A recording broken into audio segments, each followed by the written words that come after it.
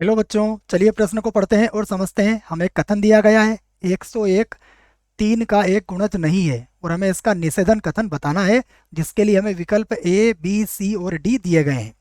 प्रश्न को हल करने से पहले प्रश्न के लिए हम मुख्य अवधारणा लिख लेते हैं। तो प्रश्न की मुख्य अवधारणा, जिसकी सहायता से हम इस प्रश्न को हल करेंगे।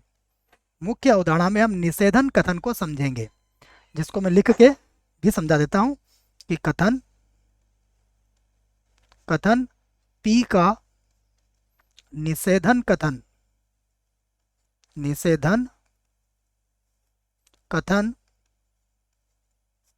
जो होगा, देखो इस प्रकार से व्यक्त किया जाता है, द्वारा व्यक्त किया जाता है, व्यक्त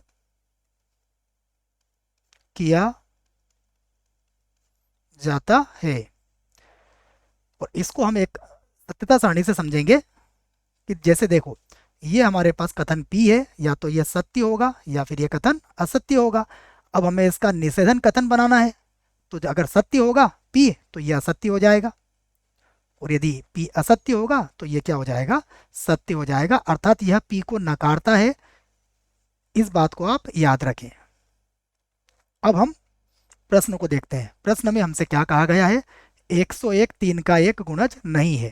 तो हम इसको पी से व्यक्त कर देते हैं। मैं लिख देता हूं इस बात को कि माना हमारे पास जो कथन पी है वो है 101 3 का एक गुणज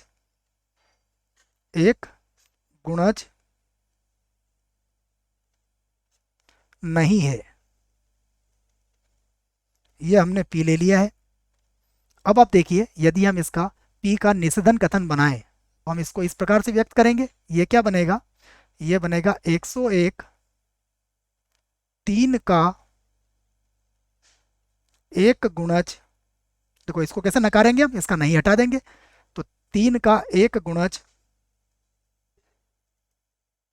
है, ये लिखना पड़ेगा हमें।